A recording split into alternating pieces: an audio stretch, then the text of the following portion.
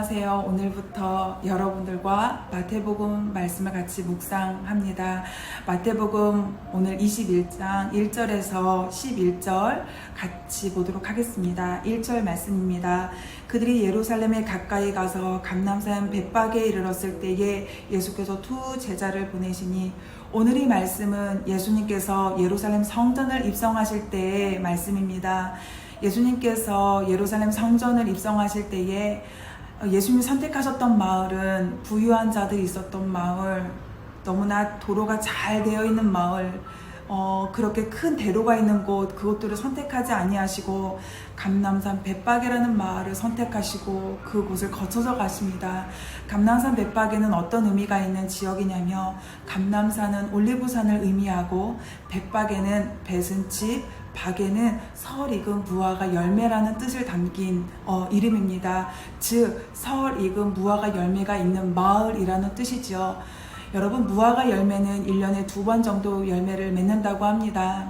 3, 4월에 나는 무화과 열매는 먹으면 안 된다고 합니다. 그 열매는 따서 버리고 그 다음에 열매를 맺는 무화과 열매가 참으로 맛있고 그리고 정말 많은 사람들이 선호하고 또 즐겨 먹는 무화과가 된다고 합니다.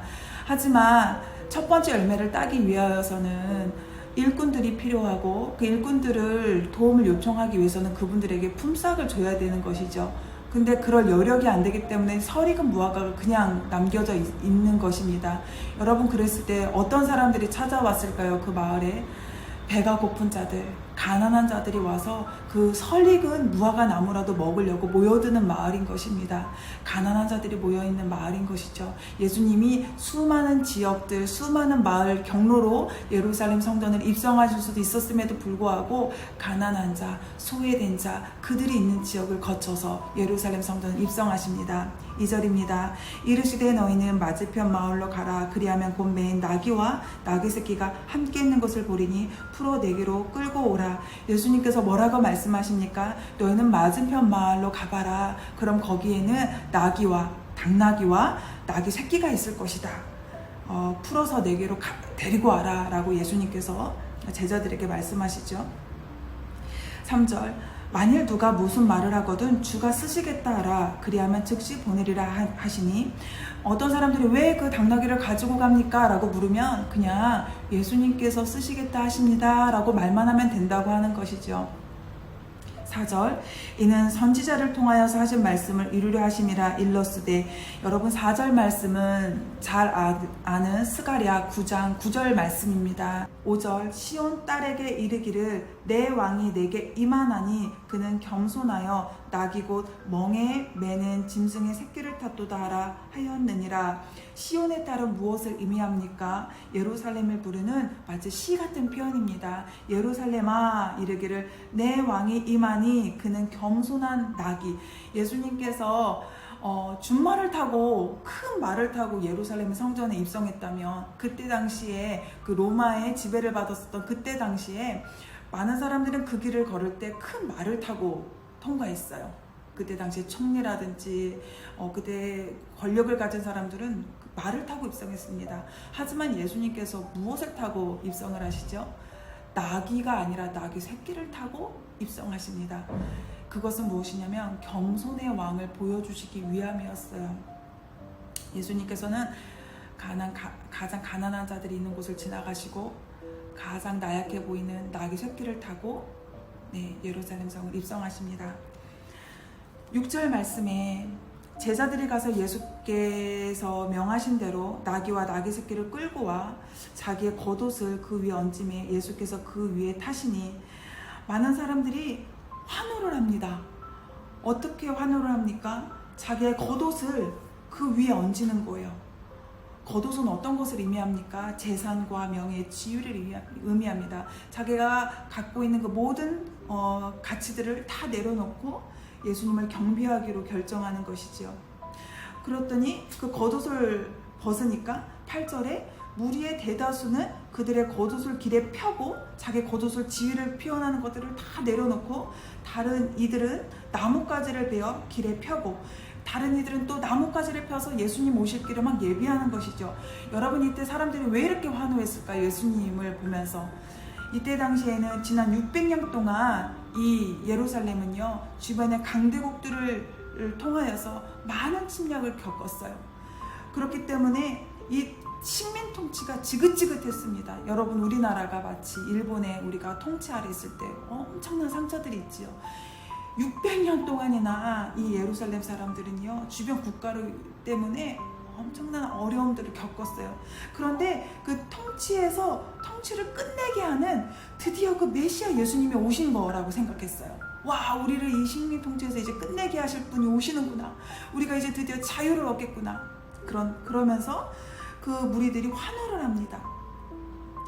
앞에서 가고 9절에 앞에서 가고 뒤에서 따르는 무리가 소리를 높여 이르되 호산나 다윗의 자손이여 찬송하리로다 주의 이름으로 오시는 이여 가장 높은 곳에 호산나 하더라. 이들이 우리를 구원하실 예수님에게 호산나, 무슨 뜻이죠?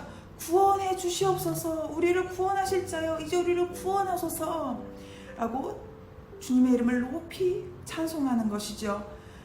10절 말씀에 예수께서 예루살렘에 들어가시니 온 성이 소동하여 이르되, 온 성이 흥분한 거예요. 이는 누구냐 하거늘 11절에 무리가 이르되 갈릴리 나사렛에서 나온 선지자 예수라 하니라. 이때까지도 사람들이 예수님에 대해서 정확히 몰랐던 거예요. 그래서 이렇게 표현합니다. 나사렛으로 나온 선지자 예수라. 이들은 처음에는 예수님이 우리를 식민 통치하에서 해방해 주실 예수님이라고 생각했지만, 우리가 조금 더 가다 보면 예수님은 우리를 죄에서 구원하시기 위하여서 예수님께서 나라의 해방뿐만이 아니라, 그것만이 아니라 죄로부터 구원하기 위하여서 오신 예수님을 말하는 것이죠. 오늘 묵상 적용을 같이 하고 싶은데요. 예수님께서 예루살렘 성전을 통과하실 때에 많은 지역들이 있었음에도 불구하고 감람산 벳박이라는 마을을 선택하시고, 가장 가난하고 배가 굶주려서 설익은 무화과 열매를 먹을 수밖에 없는 가난한 자들이 모여있는 그 마을을 사람들이 모여들었을 때 예수님께서 그 마을을 선택하시고 예루살렘 성전을 입성하시죠. 뿐만 아니라 예수님은 가장 낡게 보이는 나귀 새끼를 타고 예루살렘 성전에 올라가십니다. 여러분, 예수님의 모습입니다, 이것이. 예수님은요, 겉에 보이는 것이 중요한 분이 아니셨어요. 예수님은요, 가난하고 소외된 자들의 외침을 절대로 무시하지 않으셨습니다. 오히려 그들과 더 가까이 함께 하셨고, 그들에게 긍휼히 행하셨고, 그들에게 끝까지 예수님의 사랑을 전하셨지요. 예수님이 오늘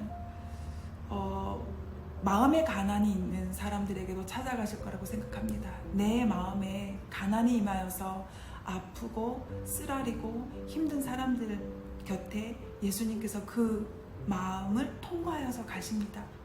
우리를 외면하지 않으시고 가장 낮은 모습으로 오신 예수님께서 가장 낮은 모습으로 우리를 품으시고 우리를 안으십니다. 예수님은 이때 당시에 나라를 해방하러 오신 분이 아니라 더 그것을 뛰어넘어 우리를 죄에서 구원케 하고 자유케 하시기 위해서 오신 것이죠. 오늘 여러분 삶 가운데에 나를 스쳐가지 않으시고 나와 함께 하셔서 연약하고 부족한 나일지라도 주께서 쓰시겠다 하면 여러분 쓰임 받을 수 있는 것입니다. 오늘 이런 예수님을 붙잡고 나아가는 여러분들이 되셨으면 좋겠습니다. 감사합니다.